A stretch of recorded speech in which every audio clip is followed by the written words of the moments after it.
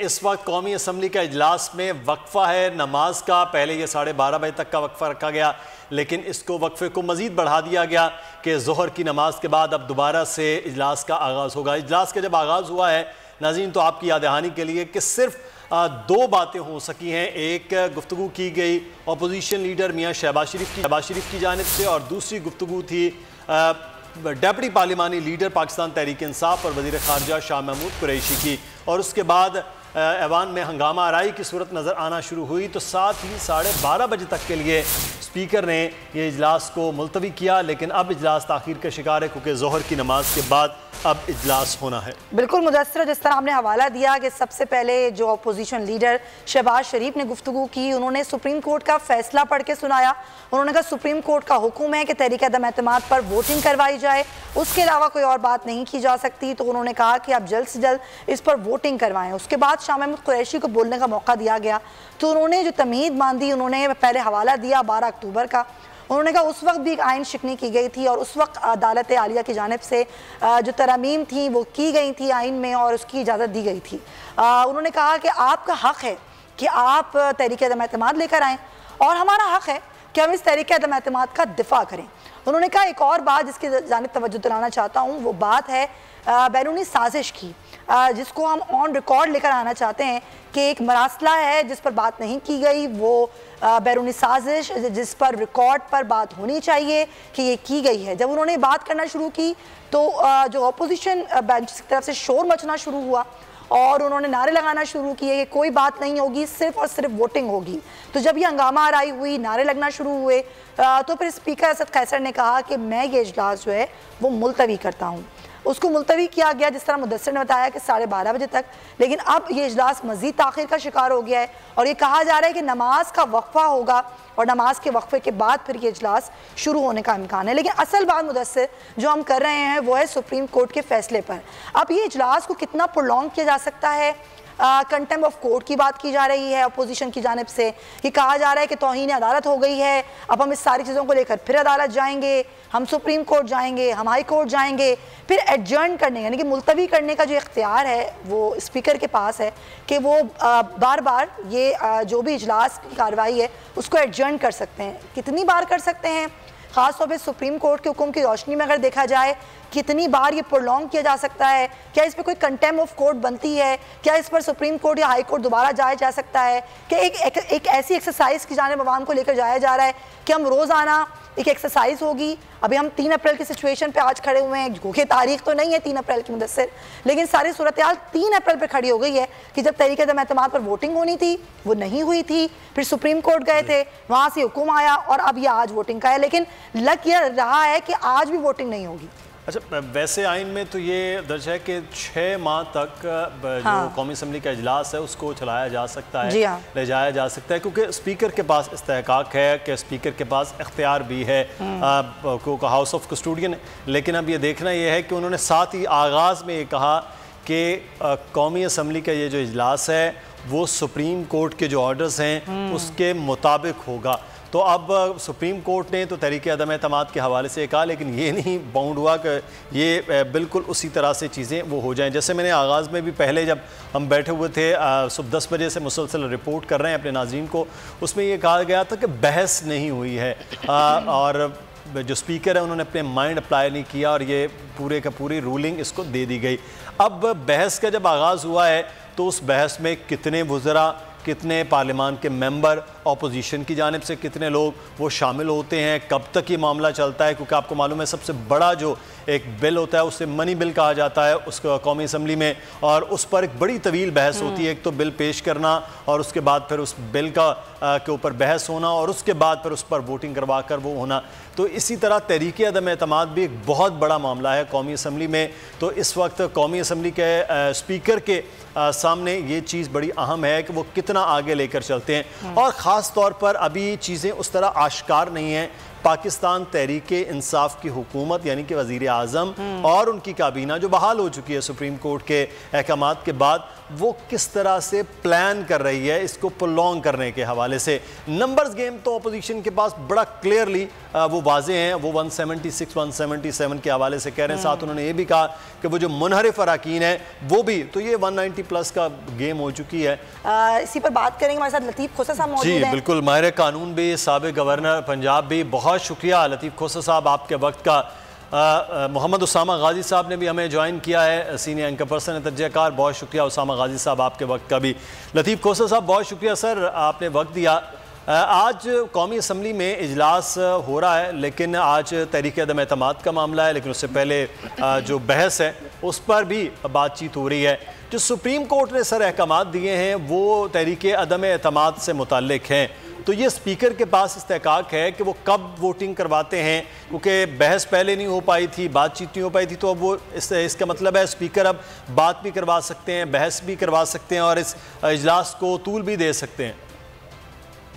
जी कितना तूल देंगे, बकरे की माँ कब तक खैर मनाएगी। ये जितना ज्यादा अपने आप को एक्सपोज करते चले जा रहे हैं, ये देखिए आज ही के दिन में इन्होंने करवानी है। ये रात के 12 बजे तक करवाए, हम बैठे हुए हैं, ऑपोजिशन बैठी हुई है, हमारी स्ट्रेटजी यही है। भले आप कर लें जितना मर्जी, कौम भी देख ले, चाहे मुल्क भी देख ले कि ये जो है क्या ये ग्रेस के साथ और डिग्निटी के साथ ये जो है चाहते हैं कि इनको जो है वोट आउट किया जाए, या हमेशा से ये चाहेंगे कि इनको बूट आउट किया जाए। क्या ये चाहते हैं कि फिर फौजी आए और मेरे प्यारे हमवतनों कह के फलांगे और जो है असेंबली के अंदर आके इनको जूतियां मार के निकाले, या ये चाहते हैं कि एक महज़ब तरीके से जो आइन में मुंदरज है तरीका, क्या उसी तरीके से जो है। वो तो कह चुके हैं कि वो न्यूट्रल हैं, ये एक अलग बात, लेकिन जो बात अभी हम कर रहे हैं वो ये कि प्रोलॉन्ग कितना किया जा सकता है, क्या कितनी दफा जज किया जा सकता है। दूसरी बात ये कि अगर ये आज कह रहे हैं आप वोटिंग होगी नहीं होती, तो फिर आप लोगों की हिकमत अमली क्या होगी? देखें वो बिल्कुल होगी, मैंने ये उनका नहीं कहा है। बूट और लोगों के भी हो सकते हैं। बूट जो माशाअल्लाह इमरान खान साहब ने कॉल दी है कि सारी दुनिया, सारे मेरे वर्कर और मेरे टाइगर फोर्स आ जाए, उनके भी बूट हो सकते हैं। मैंने को फौजियों का सिर्फ नहीं कहा। देखें अगर ये चाहते हैं कि गैर महज़ब तरीके से, गैर शाइस्तगी तरीके से, होंडागर्दी से ये जो है इस मुल्क पर हुक्मरानी करें, तो मेरा नहीं ख्याल कि पाकिस्तान की आवाम भी इजाजत देगी, आप भी इजाजत नहीं देंगे। आज तो मीडिया की आंख सभी कुछ दिखा रही है, तो क्या आपका क्या ख्याल है कि ये रिपल्शन जो है ये इनको ले डूबेगी? इनका आगे का जो भी बची कुची कोई साख है, या इलेक्शन में जाने का कोई बयानिया तैयार कर रहे हैं, या अपने आप को मुहिब्बे वतन और अपने आप को ये कह रहे हैं कि हम बड़े गैरतमंद हैं और हम जो है अमेरिका की डिक्टेशन नहीं लेते, अगरचे ये इन्होंने तमाम रियासती आदाब जो है, तमाम सफारती आदाब को इन्होंने बालाए ताक रखते हुए जो इन्होंने तमाशा कर डाला है इस रियासत खुदादाद पाकिस्तान के साथ भी, इनकी फॉरेन मिनिस्ट्री के सारे जो है एम्बेसडर्स इनके खिलाफ हैं कि कल को हमारे साथ कौन बात करेगा अगर आप इस तरह से केबल्स को जो है उछालते फिरेंगे और इस तरह से ये जो कॉन्फिडेंशियलिटी होती है इसको आप करेंगे और डिप्लोमेटिक नॉर्म्स और डिप्लोमेटिक कोड को आप इस तरह से उसकी धज्जियां उड़ा देंगे, तो दुनिया में पाकिस्तान के साथ, पाकिस्तान की एम्बेसी के साथ कोई भी जो है बात नहीं करेगा दुनिया में। और होती किस लिए एम्बेसी? ताकि वो लाइजॉन रखे उस मुल्क का उस मुल्क दूसरे मुल्क के साथ जिसमें वो मौजूद होते हैं। तो ये तो मोहतरम इमरान खान साहब तो इतनी बेड़ा गर्क तबाही पहले तो अंदरूनी तौर पर की है, अब बैरूनी तौर पर भी पाकिस्तान को ये तनहा करके जा रहे हैं। अल्लाह माफी दे, ये इज्जत से रास नहीं आया। इनका आना जो है ये कौम भुगतेगी, पता नहीं कितने साल हम इसको भुगतेंगे, इनके माशाअल्लाह छोड़े हुए जो करतूत हैं। लेकिन एक बात बड़ी वाज़ेह है कि आज 12 बजे तक इन्होंने हर सूरत में उसको मंतकी अंजाम तक पहुंचाना है। ये सुप्रीम कोर्ट का फैसला है। सुप्रीम कोर्ट अगर दो वज़राए आज़म को देती है तो ये स्पीकर को इतनी बड़ी चीज नहीं है कि इसे जेल नहीं भेजेगी। सही। अच्छा खोसा साहब, ये मामला तो जो सुप्रीम कोर्ट का ऑर्डर है अभी देख रहे हैं कि स्पीकर असम्बली वो क्या करते हैं, लेकिन एक चीज़ मैं आपसे जानना चाहूँगा यहाँ पर सर, आप क्योंकि पार्लियामान का भी हिस्सा रहे हैं, ख़ुद गवर्नर रहे हैं और अदलिया की तहरीक में भी आपने अपना खून भी दिया, हमें याद है वो मंजर भी। सर ये पार्लियामान और अदालत दो अलग अलग मामलात हैं और दोनों ही सुप्रीम इदारे भी हैं, लेकिन अदालत का जिस तरह से ये ऑर्डर करना कि इतने बजे इजलास बुलाया जाए और ये आप नहीं समझते कि पार्लियामान की सुपरमेसी में इंटरवीन है किसी और इदारे की जानिब से? ये बिल्कुल भी नहीं है। देखिए, अगर कल को ये स्पीकर साहब कहते हैं कि ये फीमेल एमएनएज वोट नहीं दे सकती हैं, तो क्या आप कहेंगे ये internal proceedings of the parliament है इसलिए सुप्रीम कोर्ट नहीं कर सकती? या ये स्पीकर साहब एक माशाल्लाह फतवा देते हैं कि सिर्फ ये ऑपोजिशन सारी जो है ये गद्दार है और सिर्फ ट्रेजरी जो है ये वफादार है और सिर्फ ट्रेजरी ही को बात करने का। सर, तो क्या ये पार्लियामेंट का भी इख्तियार है, सॉरी टू कट यू, कि वो कह सकता है सुप्रीम कोर्ट को कि जी चाहे वो मॉडल टाउन केस हो या दीगर केसेस हो वो भी जल्दी निपटाए जाएं जो इल्तिवा का शिकार है? देखें, पार्लियामान को बिल्कुल अख्तियार है कि कानून साजी करे। किसने रोका है पार्लियामान को कानून साजी से? ये तो अपनी मसलहतों के तहत या अपने बंटवारे के तहत नहीं करती है। हम तो बाहर कहते हैं खुदारा बाबा तुम करो, कानून साजी करो ताकि ये सूरत से मुकदमा की फैसले हो सके, हो पाए। आप क्यों नहीं करते हैं? मैं खुद अगले दिन भी एक केस था, उन्होंने कहा जी इतनी असामियां खाली पड़ी हैं अकाउंटेबिलिटी कोर्ट के, जजेस नहीं अपॉइंट कर रही है हुकूमत पैसे नहीं देती है उनकी अदालतों का माहौल जो है उनको पुरअमन मिल सके। हुकूमत उनको सिक्योरिटी नहीं देती है, उनको फंड नहीं देती है। इलेक्शन कमीशन चिल्ला के कह रही है कि 16 खत मैं लिख चुका हूँ प्राइम मिनिस्टर को। सर, पार्लियामान का भी तो कसूर हुआ ना कि पार्लियामान में जो काम होना चाहिए वो नहीं होता और हम पार्लियामान की चीजों के लिए अदालत का रुख करते हैं। नहीं तो इसीलिए नहीं हो रहा ना कि देखिए, जब तक गवर्नमेंट जो है ट्रेजरी ऑपोजिशन के साथ मिल बैठ के नहीं करेगी, पार्लियामान नहीं चल सकती है, जमहूरियत नहीं चल सकती है। इमरान खान साहब का सबसे बड़ा तुर्रा इम्तियाज ये है कि वो ऑपोजिशन से हाथ मिलाने को तैयार नहीं है, वो उनसे बात करने को तैयार नहीं है, वो चोर डाकू कहने से एतराज गुरेजा नहीं है। वो जो है अगर इस तरह से आप मुतहारिब होके लड़ेंगे जबकि तकरीबन उनकी अददी बर्तरी इतनी नहीं है कि बुलडोज कर सके। इमरान खान का सबसे बड़ा तुर्रा इम्तियाज ये है कि इन्होंने सबसे ज्यादा जमहूरियत को नुकसान पहुंचाया है कि ऑपोजिशन के साथ वर्किंग रिलेशनशिप भी इन्होंने रखने से इनकार किया है। तो इस तरह से क्या आपका ख्याल है जमहूरियत चलती है? जितनी देर ये और रहेंगे उतना ही पाकिस्तान को नुकसान पहुंचेगा, रियासत को नुकसान पहुंचेगा, जमहूरियत को नुकसान पहुंचेगा, पार्लियामान कमजोर होगी।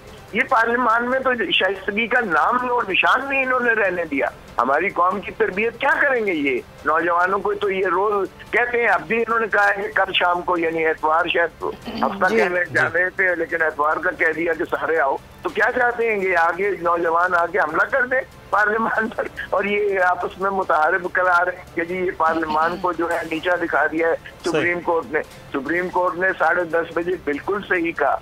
इस तरह इसकी आप देख लें कि सुप्रीम कोर्ट कितनी सही थी कि आज भी जो है स्पीकर 1.5 घंटा एडजर्न करके फिर बगैर किसी वजह के जो है चेंबर में चले गए। हालांकि कोई ऐसी नहीं था कि कोई किसी के गिरेबान को पकड़ रहा था या अनफंक्शनल हो गई थी, जो है असेंबली का सेशन जो है नॉन फंक्शनल था, ऐसी कोई बात नहीं है। तो अभी भी देख लें कि किस तरह से तसाल कर रहे हैं और आप कहती हैं कि सुप्रीम कोर्ट ने क्यों 10:30 बजे का पाबंद किया। और इस वक्त हमारे साथ मोहम्मद उसामा गाजी भी मौजूद हैं। उसामा साहब बहुत शुक्रिया, लतीफ़ कोसा साहब भी हमारे साथ हैं। उसामा साहब, इस वक्त वो तमाम तर मामलात जो स्पीकर कर सकते हैं शायद वो कर रहे हैं, 1.5 घंटे का मज़ीद वक्फा भी बन गया है और जो बहस नहीं हुई थी इस सारे अमल के हवाले से और उस वक्त रूलिंग दे दी गई थी। अब हुकूमत क्या कर सकती है? नंबर्स गेम इधर हैं, तहरीक अदम एतमाद होनी है, सुप्रीम कोर्ट ने अहकामात दे दिए हैं, तो फिर हुकूमत इसको प्रोलॉन्ग क्यों कर रही है? आपका क्या ख्याल है? सिर्फ फ्रस्ट्रेट करने के लिए, क्योंकि देखें हाथ पांव जब बंधे हो आपके, आप कुछ और कर नहीं सकते, तो आप ये तो करेंगे कि जितना हम हो सकता है तंग करें, उतना ज़्यादा फ्रस्ट्रेट करेंगे, लोगों के सामने अपनी बात करेंगे, असम्बली में अपनी बात करेंगे। और ये तो नज़र आ रहा है कि अब पता चल चुका है हुकूमत को कि नंबर गेम उनके हक़ में नहीं है।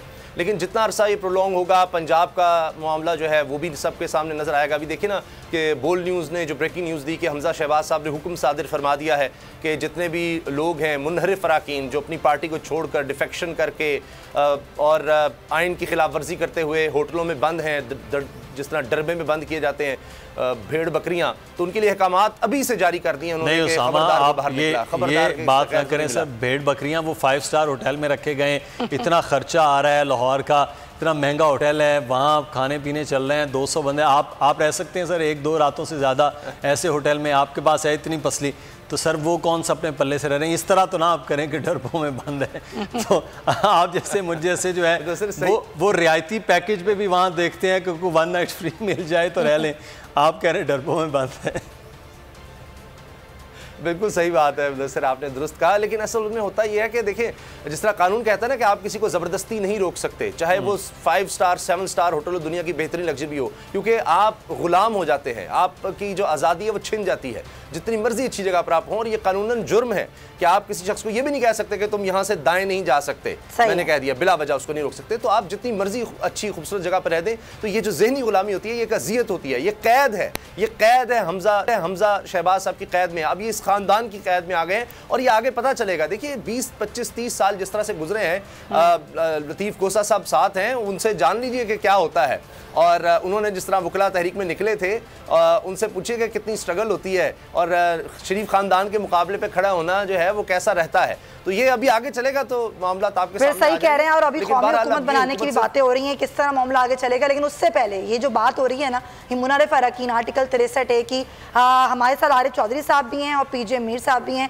कोसा साहब, मैं आपसे ये जानना चाहती हूँ कि अब 63A का भी मामला है, ये भी मामला अदालत में है। जो लोग मुनारिफ हैं, जिन्होंने पार्टी से इस्तीफ़ा नहीं दिया और उसके बाद वो जाके किसी और से मिल के बैठ गए हैं, तो उनके खिलाफ भी तो कार्रवाई होनी चाहिए ना।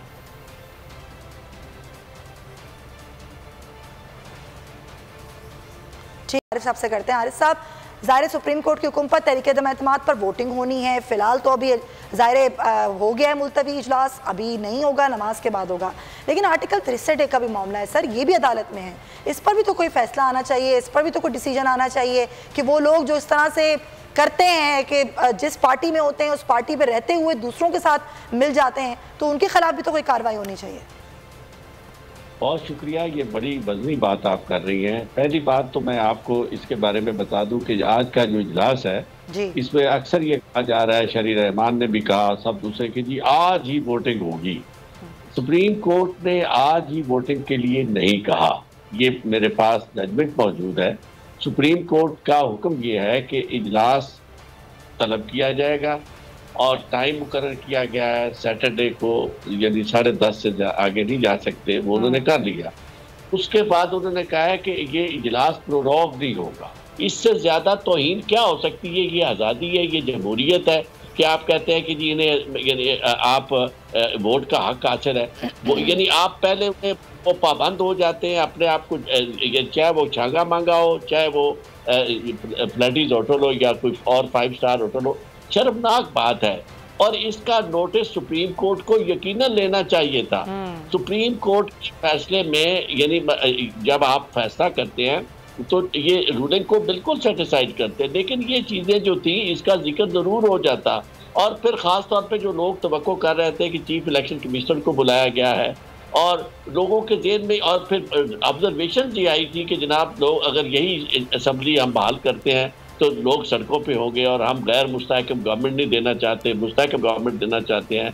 तो इस सारी सूरत हाल में अगर आप इस तरह का फैसला करते हैं कि इसका भी जायज़ा ले लेते। अब आपने तो हुक्म ये दिया है कि उनके रास्ते में कोई रुकावट ना डाली जाए, गोया 63A की वजाहत आपने खुद ही कर दी कि जनाब जब तक वो अपना अमल नहीं करते, यानी अमल क्या है कि अपने ही पार्टी के हेड के खिलाफ वो वोट कास्ट करें और वोट कास्ट और उसके बाद नया लीडर ऑफ दी हाउस जो है उसको देकर मुंतखब कर ले।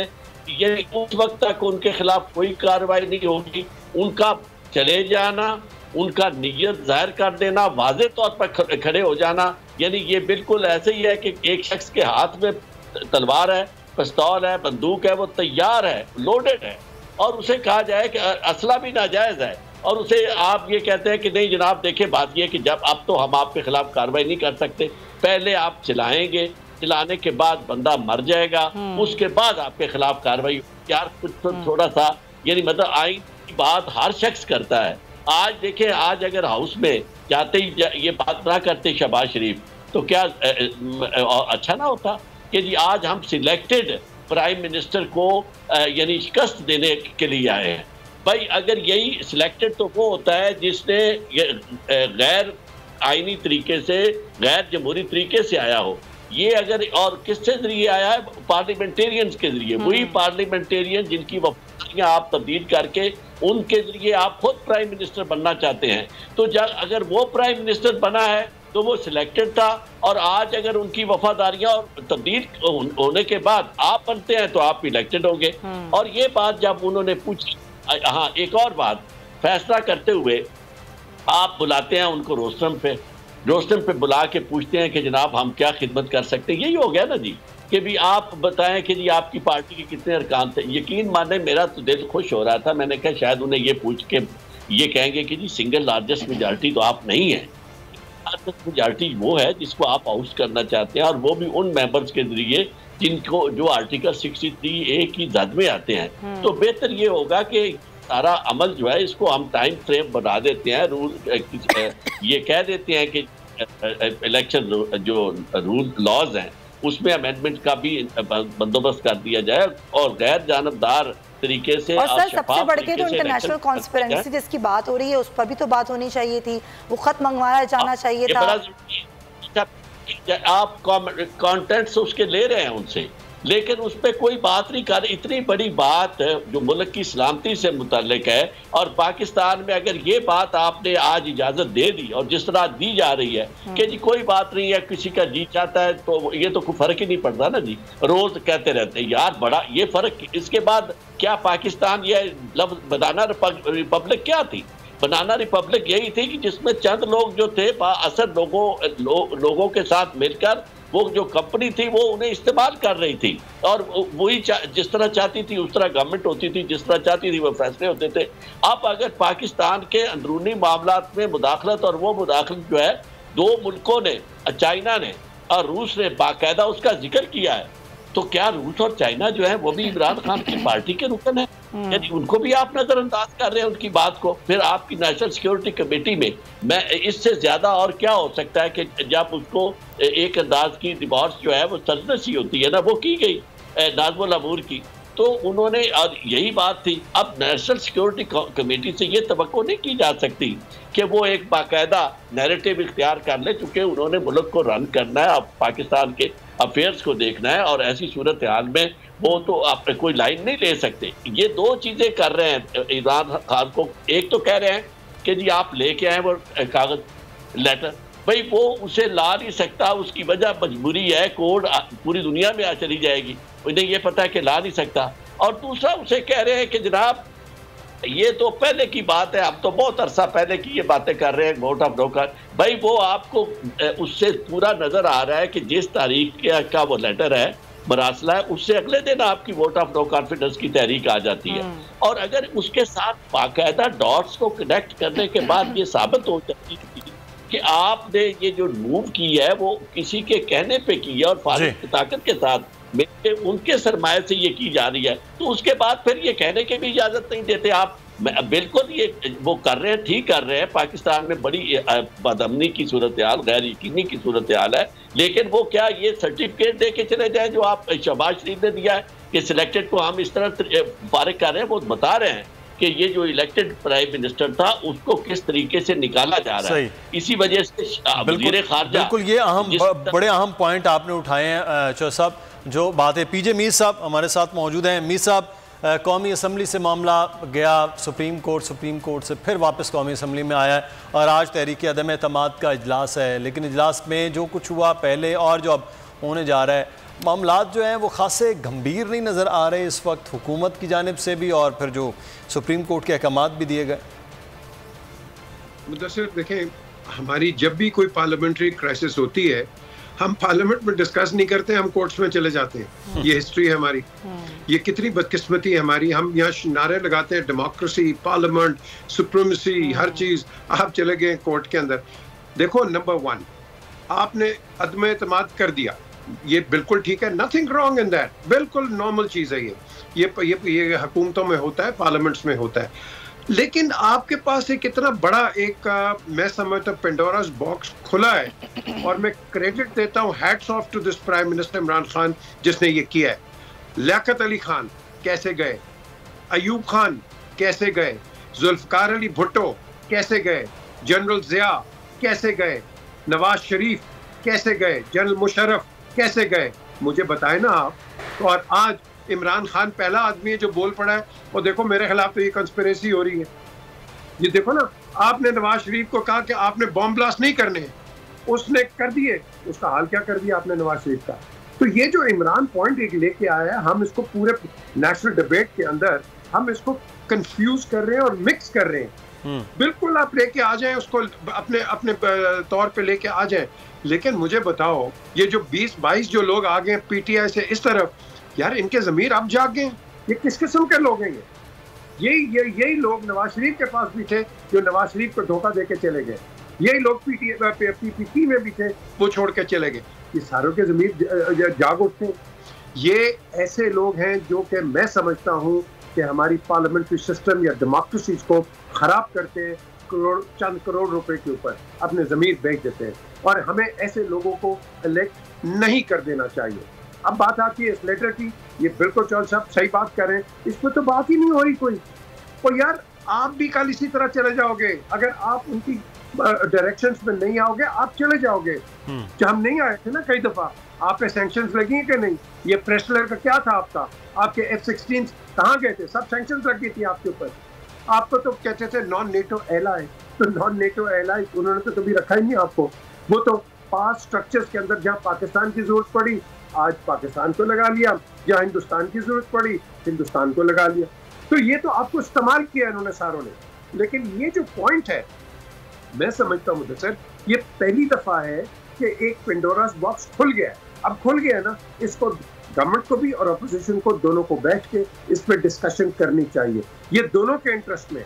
सर लेकिन ऑपोजिशन नहीं करना चाहती ना, वो तो शुरू दिन से मना कर रही है, ना ही हमने वो देखना है, ना ही हमने उस पर कोई बात करनी है। फिर आपने जो बात की वही बात मैं भी कर रही हूँ सुबह से, कि जब पार्लियामेंट के मामला हम पार्लियामेंट में हल नहीं करते हैं, अदालत लेकर जाते हैं, तो फिर हम ये कैसे कहते हैं कि हम पार्लियामेंट को मजबूत कर रहे हैं? यही अरकान असम्बली अपने लिए खड़े नहीं होते, कोई कानून साजी नहीं करते, और फिर हर चीज़ के लिए रुख करते हैं अदालत का, और फिर जब वहाँ से कोई फैसला आपके खिलाफ आता है तो उसको नहीं माना जाता, जिसके खिलाफ आता है, जिसके हक में आता है वो खुश हो जाता है। तो सर ये तो अपना ही नुकसान हुआ ना।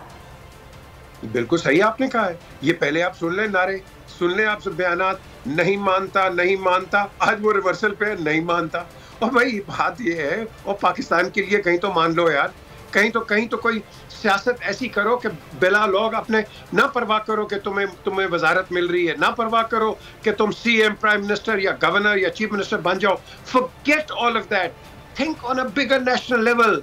मैंने सुमैया शायद आपके प्रोग्राम में मैंने कहा था या बताया था कि चीफ जस्टिस रशीद, पाकिस्तान के पहले चीफ जस्टिस, इनकी बेटी कराची में रहती है जीनत रशीद, उन्होंने रिकॉर्ड पे कहा कि पहले ये जो शाम को वहाँ उस वक्त चाय होती थी 4 बजे गवर्नर्स हाउस में, तो पहले इलेक्शंस में सुमैया ये जीनत गई कायद आज़म के पास, उन्होंने कहा कि mister Jinnah I have voted 4 times for you। तो उन्होंने कहा वो कैसे? उन्होंने कहा मैं पहली गई, मैंने शलवार कमीज पहनी, मैंने साड़ी पहनी, मैंने दुपट्टा लिया, मैंने कुछ और एक ड्रेस पहना, और मैंने 4 वोट आपके दिए। जवाब ऑन रिकॉर्ड जीनत खुद कहती हैं कि उन्होंने कहा कि वापस जाओ, इन वोटों को वापस करो, मुझे गवर्नर जनरल बनने का कोई शौक नहीं है ऐसे वोटों के साथ। ये होती है खुदारी, ये होती है एक नेशनलिज्म। ये कायद आज़म से सीखें कि वो किस तरह के लोग थे, क्या कैसे लोग थे। आज आपको 20 करोड़ इधर दे दो, आप इधर चल पड़ते हैं। सुप्रीम कोर्ट के हुक्म पर आज ये वोटिंग होनी है, ये वोटिंग होगी या नहीं होगी, कितना प्रोलॉन्ग किया जा सकता है इस इजलास को, कितनी बार मुलतवी किया जा सकता है, स्पीकर का क्या इख्तियार है। उसामा गाजी भी हमारे साथ हैं। उसामा, जो अभी बात हम कर रहे थे कि जी जो मुनारिफ अरकान है उनके हवाले से कोई फैसला अभी तक हमने देखा नहीं, कुछ इस तरह की कार्रवाई हमने नहीं देखी। फिर आर्टिकल 63A की हम बात कर रहे हैं, वो लोग जो कि अपनी जिस पार्टी के निशान से लड़के बैठे वो जाके दूसरी पार्टी में मिल गए हैं, कोई उनको पूछने वाला नहीं है। एक ये मामला चल रहा है। दूसरा अदालत का फैसला है कि जी इजलास हो और वोटिंग हो, अब वोटिंग आज होती है नहीं होती है। तो ये दोनों अलग अलग मामला क्यों कर दिए गए आपके ख्याल में? देखिए, एक तो ये चीज़ है कि अखलाकियात हमारे यहाँ ना तबाह हो चुकी है। हम देखते ये हैं कि ये हमेशा से मंडी लगती है और सबके सामने लगती है। कुरान पर हलफ दिए जाते हैं कि जी हमने कोई पैसे नहीं लिए, और धोखा दिया जाता है इस तरह के, मसलन कि जी मैंने 4 करोड़ नहीं लिया। ये मैं आपको बता रहा हूँ कि जो फैक्ट्स हैं। और अच्छा, मैं झूठ तो नहीं बोल रहा, मैंने कुरान पर हाथ रख के कहा है 4 करोड़ नहीं लिया, लेकिन मैंने चले 5 करोड़ लिया, मैंने 3 करोड़ लिया। ये कहकर और उसके बाद उनकी वीडियो सामने आती हैं। ये सेनेट के इलेक्शंस के लिए हो चुका है। फिर आप देखिए यूसुफ रज़ा गिलानी साहब किस तरह से सेनेटर मुंतखब हुए और उसके बाद जब इत्तेमाद का इमरान खान साहब ने वोट लिया तो फिर वही वोट जो इमरान खान साहब के हक में आगे जब सामने आना था। ये हमारी मॉरल बैंक्रप्सी है, तबाही है। और उसमें देखिए जो लीडर्स हैं वो ये काम कर रहे होते हैं कि आइन में लिखते हैं और उसके बाद आइन की सरहीन खिलाफ वर्जी करते हैं और सबके सामने करते हैं, धड़ल्ले से करते हैं।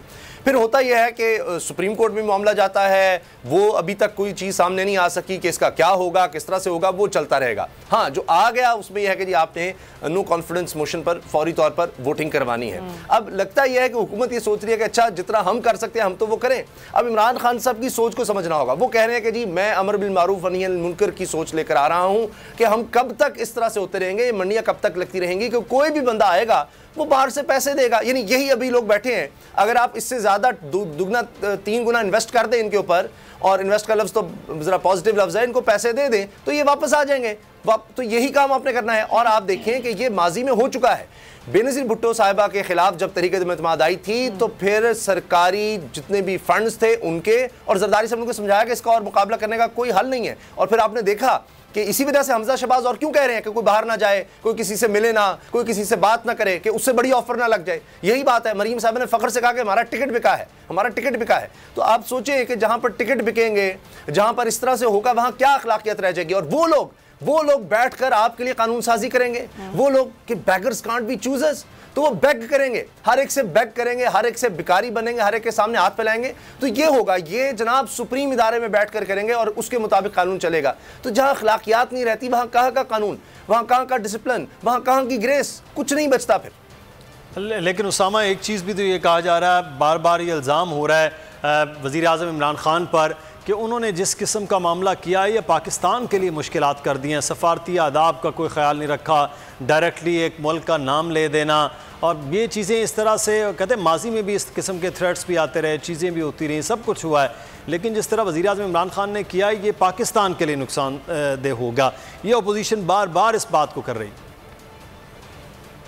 मुदस्सिर, बहुत अच्छा और बड़ा सवाल है। पाकिस्तान के लिए नुकसानदेह होगा और ये जो यानी डिप्लोमेसी है या सिफारती आदाब है उसकी खिलाफ वर्जी है।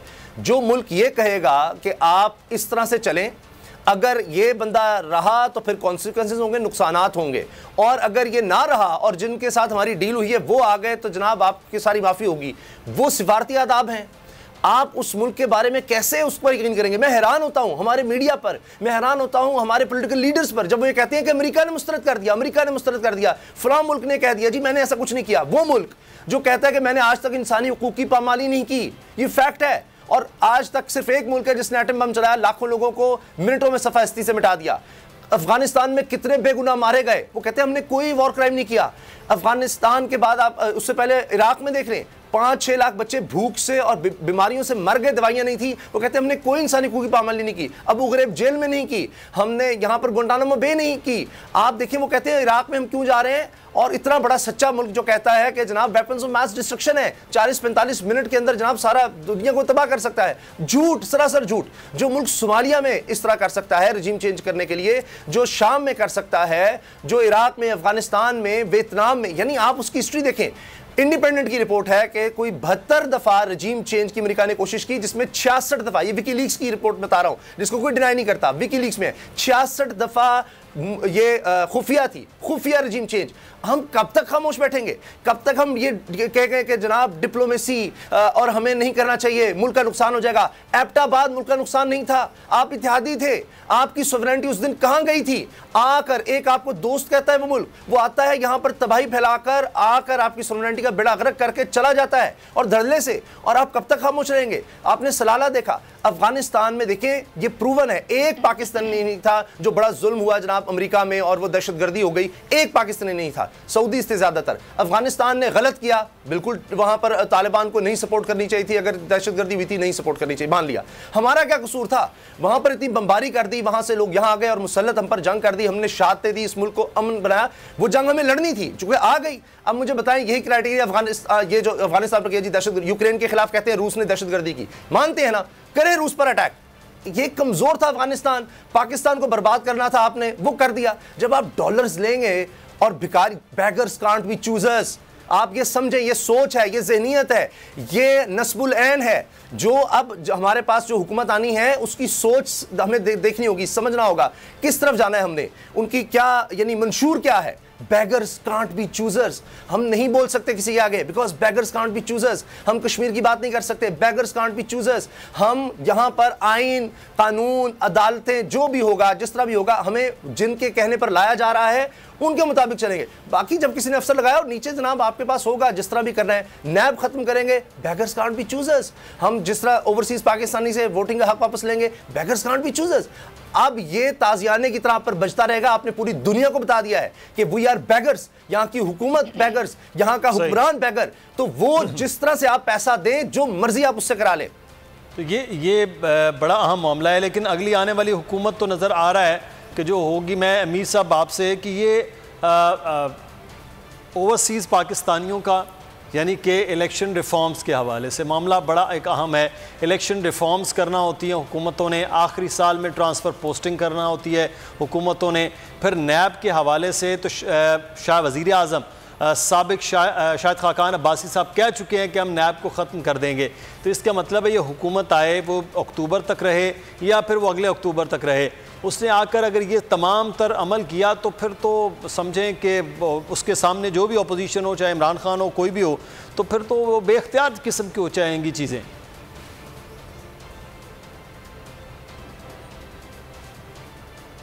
मीर साहब की आवाज़ नहीं आ रही। जी, जी, हमने किसी को ये नहीं कहा कि भाई ये शहबाज शरीफ गिल्टी है या नवाज शरीफ गिल्टी है या कोई और गिल्टी है। ये इदारों ने कहा है। वन, ये केसेस पीपल्स पार्टी ने पीएमएलएन पे किए हुए, पीएमएलएन के केसेस पीपीपी पे हुए हुए। मुझे तो याद है जब आप ये बात कर रहे थे कि ये नो कॉन्फिडेंस, मैं तो खुद नवाज शरीफ के साथ उसी हेलीकॉप्टर में गया था, कश्मीर हाउस पे हमने लैंड किया कि जब बेनज़ीर के खिलाफ नो कॉन्फिडेंस का मोशन गया था। द क्वेश्चन इज कि ये जो सारा हम इस वक्त एक ये बड़ा अच्छा उसामा ने ये बड़ा अच्छा एक लफ्ज इस्तेमाल के, मॉरल बैंकरप्सी। हमारी मॉरल बैंकरप्सी होगी इस वक्त, और ये जो मॉरल बैंकरप्सी है ना, इसका इलाज एक ही है कि please clean out the debris and get new people in. खुदा के लिए थिंक अबाउट पाकिस्तान। हम वो नहीं कर रहे। वही शक्लें आ जाती हैं, कोई इधर से आ जाता है, कोई इधर से आ जाता है, कोई यहाँ अपना झंडा गाड़ देता है और वो पाकिस्तान के मुहाफिज बन जाते हैं। आई थिंक इस चीज को हमें अवॉइड करना है फॉर द फ्यूचर। जो हो गया है वो हो गया, आगे चलो।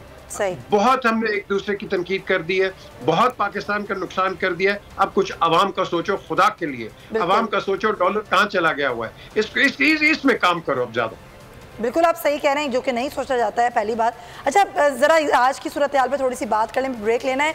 आरिफ साहब, ज़ाहिर है आज आपने जिस तरह कहा कि फैसले में कहीं लिखा, फैसला मैंने भी अभी पढ़ी रही थी कि तहरीक अदम-ए-एतमाद पर वोटिंग का कहीं, सही आप कह रहे हैं, नहीं लिखा, इजलास बुलाने का लिखा है।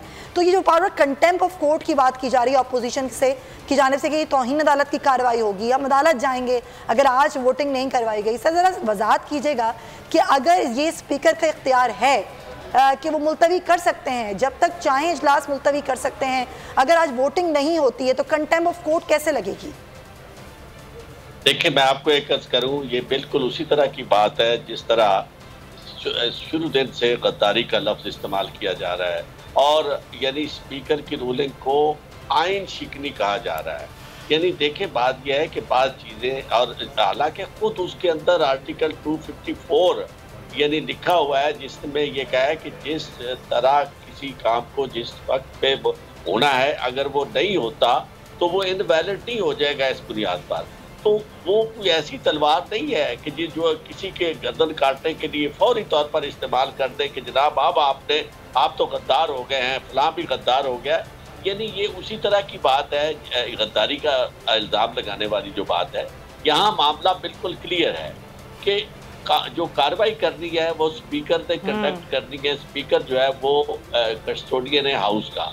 जो सुप्रीम कोर्ट ने कहा है, उन्होंने इजलास का टाइम मुकर्रर कर दिया है। ठीक है सर, ये चीज़ हमें आगे भी करनी है और यहीं से कंटिन्यू करेंगे जो सब। तो अब देखना ये है कि अब जो वक्त है जिसकी बार बार बात की जा रही है, वो वक्त मुकर्रर किया जाता है कि किस वक्त वोटिंग होगी, क्योंकि इतनी देर तक बहुत से अरकान होते हैं वो अंदर नहीं बैठते हैं, बाहर जा रहे होते हैं, तो ये मामला भी बहरहाल रहते हैं।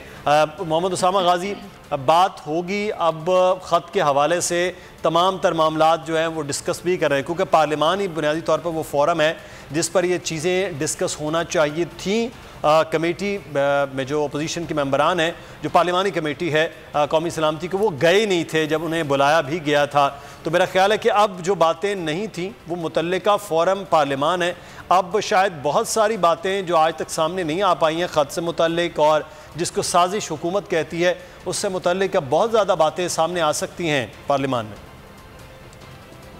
मुदस्सिर, इन कैमरा अगर इजलास नहीं होगा तो फिर मेरा ख्याल है खुलकर बात नहीं हो सकेगी। बहुत सी चीज़ें वो नहीं बता सकेंगे, क्योंकि आपको पता है कि सीक्रेट एक्ट होता है कि आपने हलफ लिया होता है और उसमें आप कुछ बातें ऐसी होती हैं जो डिस्क्लोज नहीं कर सकते। वरना तो पार्लियामेंटेरियन बहुत सी ऐसी मीटिंग्स चेयर करते हैं, ऐसी कमेटियाँ चेयर करते हैं, वहाँ बहुत सी ब्रीफिंग्स ऐसी होती हैं, वो बाहर आकर बात करते हैं। तो ये नहीं हो सकता, क्योंकि फिर ऑफिशियली वो चीज़ें आ जाती हैं।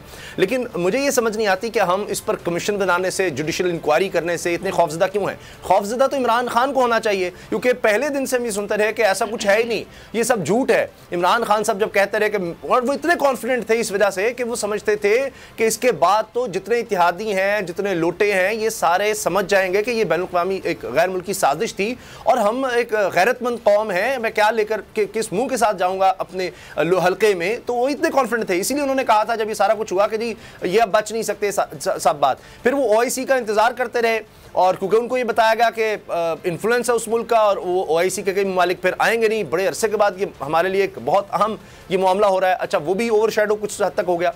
फिर डिले होता रहा तो उन्होंने कहा कि नहीं, ये तो वक्त गुजर रहा है, ये तो मेरे खिलाफ इत्तेमाद भी आ जाएगी। 27 मार्च को उन्होंने वो लेटर लहरा दिया।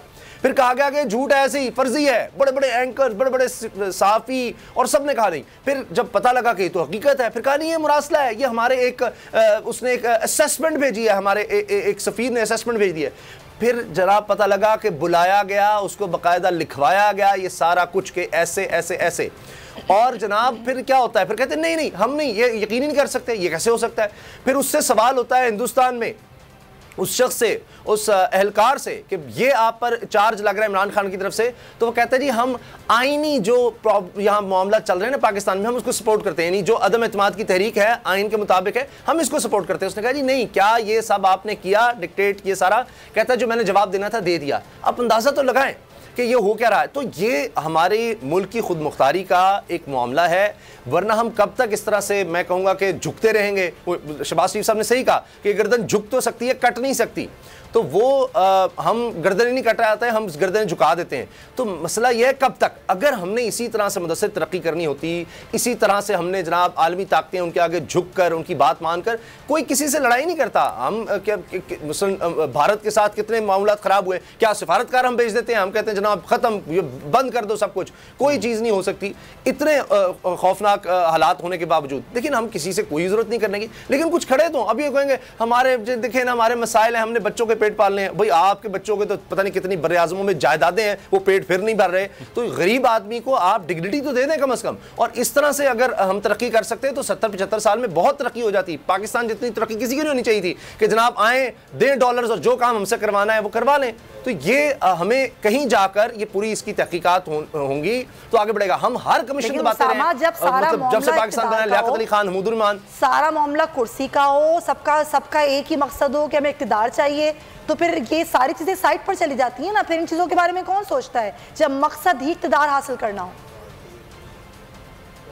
इक़्तिदार आप ज़रूर हासिल करें, बड़ा अच्छा सवाल है, लेकिन वो जो आइन में दर्ज है अवाम के साथ चलकर। मैं आपको खुद बता रहा हूँ ये बात, मुझे अब मैं नाम नहीं लूँगा एक पार्टी का जो अभी अपोजिशन पार्टी है और बस हुकूमत में आने वाली कुछ अरसे में, तो उनकी तरफ से बताया गया कि देखें ना, जो लाने वाले हैं असल तो वो है, हम एहतजाज भी क्या करें। मिसाल के तौर पर जनाब नवाज शरीफ साहब जेल में थे तो ख्वाजा आसिफ ने कहा कि जी बातें करते हो, 50 बंदे तो पहुँचते नहीं है वहाँ, नवाज शरीफ की खातिर वो जेल चला गया तो इसलिए उन्होंने बाहर निकालना था।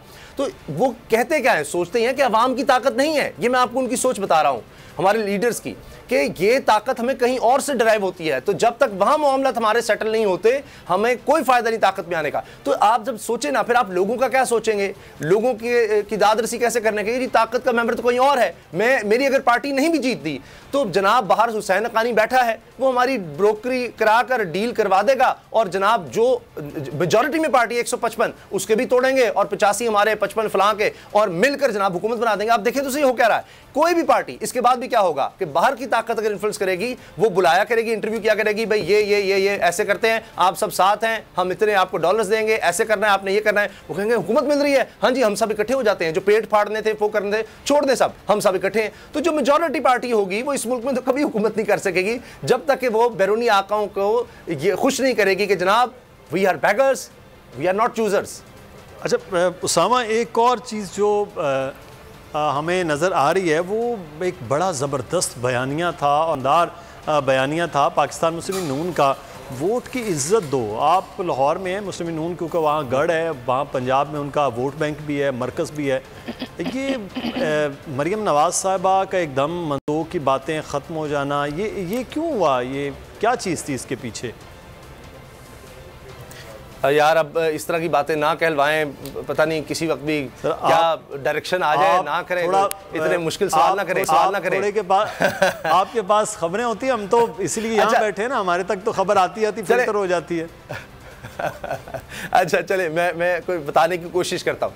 देखिए बाज़ दफ़ा होता यह है कि वो जो वोट को इज्जत दो का बयानिया था वो नहीं चल सका। इदारों के खिलाफ जब आप बोलते हैं पाकिस्तान में वो काम नहीं हो सकता। आप देखें कि इमरान खान साहब को बड़े मशवरे दिए गए होंगे, बड़ी बातें की गई होंगी, लेकिन उन्होंने नहीं कहा कि मुझे क्यों निकाला, और उन्होंने नहीं कहा कि ये 5 जज 22 करोड़ की किस्मत का फैसला नहीं कर सकते, ये PCO के जज हैं, इनको फाड़ फेंक दो, हम तुम पर और तुम्हारे बच्चों पर जिंदगी तंग कर देंगे। ये इमरान खान साहब ने नहीं कहा। तो इमरान खान साहब को ये समझ आ गई कि ये जो इन्होंने किया था इदारों से टकराव, वो मैंने नहीं करना। नवाज शरीफ साहब ने नाम ले लेकर सारा कसूर जनाब किसका नहीं ठहराया, नाम लिए गए कि ये हैं, ये बुरे हैं, सारा आपको जवाब देना होगा जनाब, आपको जवाब देना होगा, फलां साहब आपको जवाब देना होगा। ये सब, इससे तो इमरान खान तो कठपुतली, इससे तुम्हारा मुकाबले नहीं है, इसको हमने कुछ नहीं कहना, लाने वालों को कहना है। वो बात नहीं चल सकी, इनको फिर रियलाइज हुआ, फिर वही जनाब शहबाज शरीफ साहब एक दफ़ा फिर आए, वो जो गेम चेंजर हैं, फिर वो मिन्नत समाजत, सारा कुछ हुआ, फिर हुसैन हक्कानी वही वो जो मेमोगेट के किरदार थे जिनके खिलाफ नवाज शरीफ साहब गए थे, नवाज शरीफ साहब सुप्रीम कोर्ट गए थे, वो आज तक कुछ नहीं हो सका उसका कि जनाब किस तरह से पाकिस्तानी फौज के खिलाफ मदद मांगी गई थी। अब देखें ना, यही बात है, फिर वो कहेंगे जी उस पर भी छोड़ दो, आगे बढ़ो, हम तो अब क्या करें, मुल्क भी तो चलाना है। तो जनाब उसको छोड़ दिया आपने। अगर आपने उस वक्त उस चीज़ को मंतकी अंजाम तक पहुंचाया होता, आज हम यहाँ ना खड़े होते। बहरहाल वो आप देख लें। तो जब मरीम साहिबा को समझ आ गई, तो मरीम और नवाज शरीफ फिलहाल जो डील हुई है उसमें उनका किरदार पार्लियामेंट में नहीं है फिलहाल, और आने वाले वक्त में हो सकता है। और मैं आपको ये भी बता दूं, ये भी मैं आपको बता देता हूं, शहबाज शरीफ साहब का किरदार भी बड़ा महदूद है, ये भी आप नोट कर लीजिए।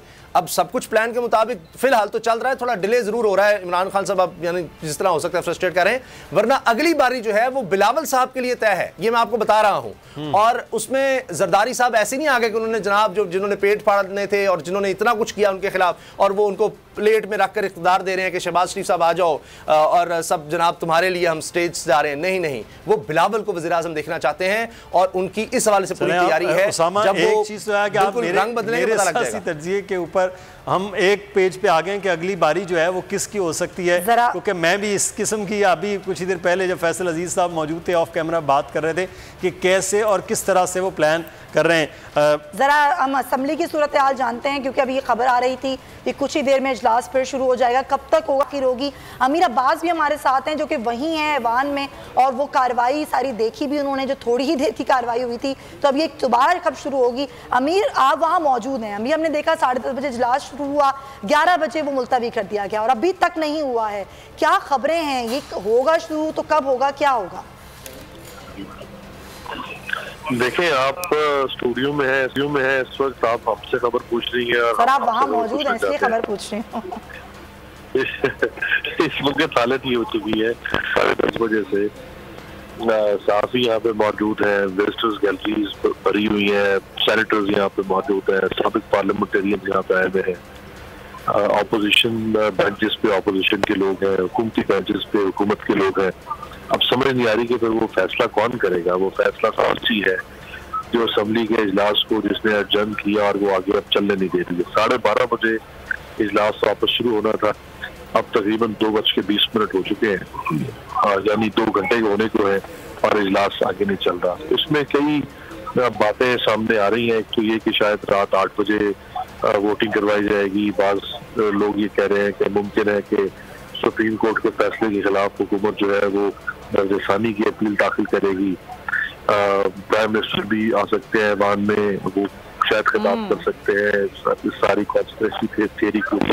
मुख्तलिफ इस वक्त चार मुहैया हो रही हैं, लेकिन कोई हतमी तौर पे कोई फैसला नहीं हो पा रहा। ये सूरत हाल वाज़ेह कैसे होगी? आप देखेंगे पूरा मुल्क जो है वो इसकी तजब्जुब की कैफियत में है। मुल्क में अमली तौर पर पिछले एक हफ्ते से कोई हुकूमत नहीं है। पाकिस्तान का सबसे बड़ा सूबा पंजाब, उसमें कोई हुकूमत नहीं है इस वक्त। 2 दिन पहले आपने देखा कि डॉलर 190 क्रॉस कर गया, स्टॉक मार्केट क्रैश कर गई, सुप्रीम कोर्ट का फैसला आया, तो उसके बाद कल का एक दिन ऐसा था कि जिसमें कुछ चीजें बेहतर होना शुरू हुई। आज फिर इन्होंने वापस सूरत हाल को आके रखा हुआ है सुबह से, और प्राइम मिनिस्टर के पास देखें अब सर्वाइवल का कोई कानूनी ऑप्शन बाकी नहीं है। सुप्रीम कोर्ट का जो फैसला है उस फैसले में ऐसा कोई इबाम नहीं है, ऐसी कोई गुंजाइश बाकी नहीं है कि इमरान खान साहब बतौर वज़ीर आज़म के तौर पे कायम रह सके। ठहर गया है, ये रिटर्न ऑन दी वॉल है। वो इसको जितना अवॉइड करने की कोशिश करेंगे और जितनी चालें चलेंगे, जितने गलत मशवरों पर अमल करेंगे, वो और डिसऑनर होंगे। उनका जो एग्जिट है वो और डिसग्रेसफुल होगा। वो ऑलरेडी बहुत सारे ऐसे मौके ज़ाया कर चुके हैं जिन मौकों से फायदा उठाते हुए वो बावकार तरीके से। बिल्कुल अमीर अब्बास, इस पर मजीद हम बात करते हैं जो आप कौमी असम्बली के जैसे आगाह करें, क्योंकि आप वहाँ पर मौजूद हैं। दोस्त मोहम्मद मजारी साहब इस वक्त हमारे साथ मौजूद हैं, डेप्यूटी स्पीकर पंजाब असम्बली। बहुत शुक्रिया मजारी साहब आपके वक्त का। सर, आप भी दरख्वास्त दे चुके हैं, 11 को बहरिंग है, लाहौर हाई कोर्ट ने बुला लिया है। जब आपने उस दिन भी आपसे बात हुई थी कि जब आपने ऑर्डर किया उसके बाद जो असम्बली सेक्रेटेरिएट है, जो वहाँ के मुलाजमीन हैं, उन्होंने बाकायदा उस ऑर्डर को ओबे नहीं किया और इजलास नहीं हुआ। अब क्या मामलात है सर मजारी साहब? तो एक बात पे तो क्लियर हूँ कि कॉन्स्टिट्यूशन की बालादस्ती वो रहनी चाहिए हर लिहाज में, और जो भी मैंने किया आपने देखा कि अल्हम्दुलिल्लाह सुप्रीम कोर्ट ने इस चीज़ को इंडोर्स किया। अब देखें, एक अफरा तफरी का आलम क्रिएट किया जा रहा है। आप फेडरल गवर्नमेंट में देखें, चीज़ों को डिले किया जा रहा है। आप फाइनेंशियल हालात देखें, मुल्क स्टॉक मार्केट कितना नीचे चला गया है, इंस्टेबिलिटी कितनी फैल गई है, लोग परेशान हुए हैं, चीज़ें परेशानी की तरफ जा रही हैं, एक केओस का आलम है, एक अनसर्टेनिटी है पाकिस्तान में। इन चीज़ों को ख़त्म करने के लिए मैं समझता हूँ कि प्राइम मिनिस्टर साहब को चाहिए कि वो बाइज़्ज़त तरीके से रिज़ाइन कर दें और एक सेफ पैसेज उनके लिए बेस्ट यही है। वरना ये इतना जलील होना, डिस्ग्रेस और ये सारी चीज़ें हो रही हैं, ये होती रही है। अच्छा, आपके खिलाफ तहरीक अदम एतमाद मजारी साहब आई, पाकिस्तान तहरीक इंसाफ जो आपकी ही जमात है वो कहती है आप बिक गए हैं टिकट के बदले या पैसों के बदले। सर क्यों? नहीं, मुझे एक बात बताएं, अगर मैं बिक गया हूँ टिकट पे या पैसों पे, अगर मैं पैसों पे बिका हूँ तो इनसे कहें कि आके प्रूफ शो करें, और अगर प्रूफ नहीं है तो मेरे से आकर माफी मांगे। किसी को डिफेम करना बहुत इजी होता है, लेकिन प्रूफ दिखाना बहुत मुश्किल होता है। ये उनकी बात है, लेकिन बात ये है कि जो भी मैंने किया, मैं अभी भी अपनी बात पे स्टिक हूँ कि मैंने आईन और कानून के मुताबिक किया और मैं उसके मुताबिक ही चलूंगा। मैं किसी की डिक्टेशन में नहीं लूंगा सर। लेकिन ये बात हो रही है, वो लोग जो कि लाहौर के होटल में मौजूद हैं उनके हवाले से भी यही बात हो रही है। वो तमाम मुनारिफ लोग, हम आपकी बात नहीं करते, वो तमाम मुनारिफ लोग जो वहाँ बैठे हुए हैं सर, वो किस हैसियत से हैं? पार्टी के टिकट पे लड़के वो किसी और का साथ देते हैं ज़मीर की आवाज़ पे, लेकिन रेजिग्नेशन नहीं देते हैं। सर मैडम, मैं आपको एक बात बताऊं, पार्टी के टिकट पे बेशक लड़ते हैं, सारा कुछ होता है, लेकिन पार्टी में अगर डिक्टेटरशिप हो जाए तो फिर हर किसी का अपना इज़हार ख्याल रखता है। सर रेजिग्नेशन दिया जा सकता है उससे पहले? जी, रेजिग्नेशन भी दिया जा सकता है और भी ऑप्शंस हैं, वो भी अडॉप्ट किए जा सकते हैं। बिल्कुल आप सही कह रहे हैं। मजारी साहब, क्या गैर आइनी ऑर्डर आपको स्पीकर या वजीर आला या वजीर आजम की जानिब से दिए गए जिसको आपने मानने से इनकार किया? देखिए, मैं किसी का नाम नहीं लूंगा और आप बातों को खुद समझ सकते हैं। It's open secret now. जो चीज़ें कानून के तहत थी वो मैंने करने की कोशिश की, और मैंने की भी सही और मैं करूंगा भी सही इंशाअल्लाह। सही। तो सर, जब 16 का ऑर्डर था तो उसके बाद दोबारा से 6 के जो ऑर्डर आपने दिया था, उसकी बुनियादी वजह मजारी साहब क्या थी?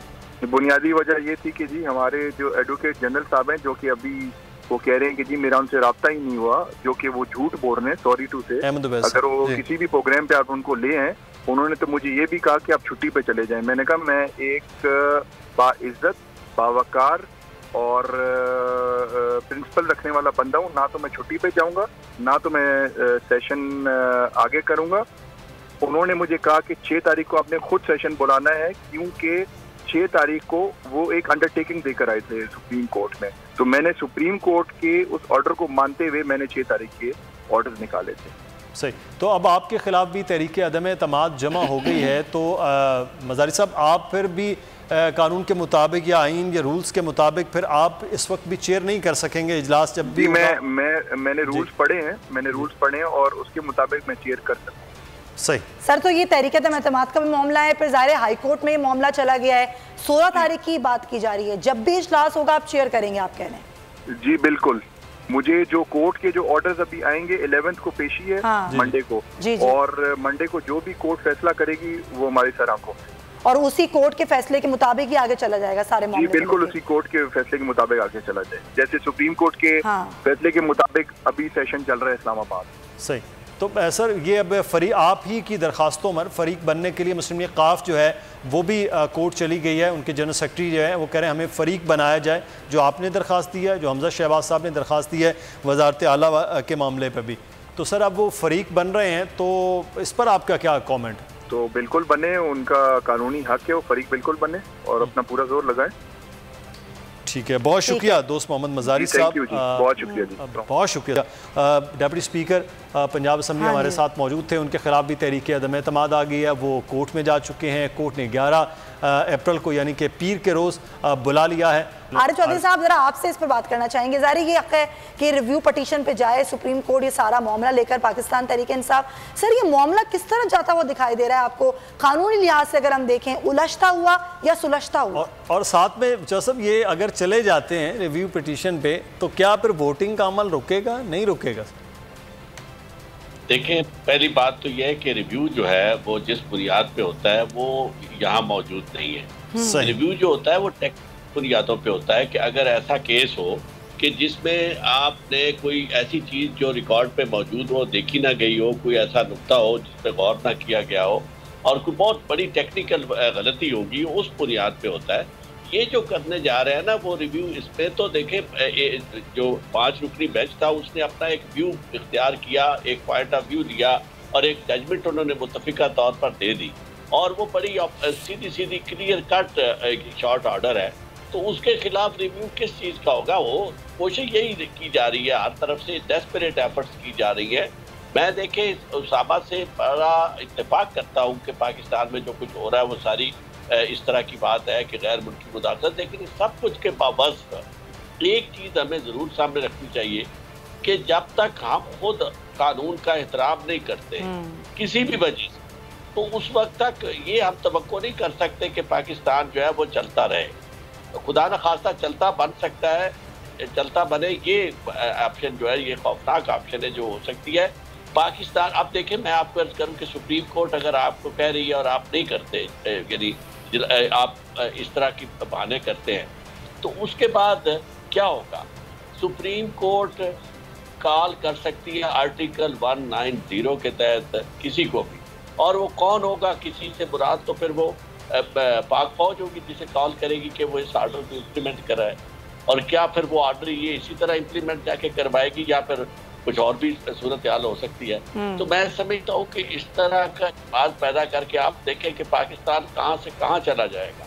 तो इसमें यानी जो बयानिया इस वक्त बिक रहा है इमरान खान का, उसे सख्त झटका लगेगा अगर ये लोग इलेक्ट हो, कि जिस तरह का भी इनका इलेक्शन है, नजर यही आ रहा है कि ये इसके इलेक्शन में फौरी तौर पर नहीं जाना चाहते, क्योंकि जितनी करप्शन के केसेस हैं उनको ख़त्म करना चाहते हैं, नैब के मामलात को निपटाना चाहते हैं, लॉज बदलना चाहते हैं, अपॉइंटमेंट्स तकर्रियाँ तबादले हर जगह पे अपने करना चाहते हैं सारे वक्त में, ताकि प्रॉपरली इलेक्शन को मैनेज कर लें। ये ऐसी चीज़ें, लेकिन बदकिस्मती अब ये है कि जब उन्हें ये खबर मिल गया है, यानी सुप्रीम कोर्ट ने भी कह दी है जी आपने ये करना है, सुप्रीम कोर्ट के हुक्म के मुताबिक तो अब सिर्फ उन्होंने हल्फ वफादारी तक का मामला कर दिया है कि यानी यूँ समझे कि he enters upon his office, अगर वोट ऑफ नो कॉन्फिडेंस, तो आप किस तरफ आप ले जाएंगे? ये तो बड़ा क्लियर ऑर्डर है। तो इसको आप कहते हैं कि जी बादिल नखास्ता हम कबूल करते हैं, तो इस बादिल नखास्ता इसके कॉन्सिक्वेंसेस भी आपको कबूल करना पड़ेंगे। इसको इस तरह करने से देखें आपकी कोई इज्जत नहीं बन रही किसी लिहाज से भी। मैं समझता हूँ एक अच्छा बयानिया, एक अच्छी बात जो आपने की जो मुल्क के लिए, और उसको आप इतना लंबा काम इस अंदाज में करके एक तासुर लोगों को देखें, मुश्किलात जब लोगों की बढ़ती है ना तो फिर उन्हें उपलब्धि भी भूल जाती है। सब्सक्राइब करें और बेल दबाएं ताकि कोई खबर रह न जाए।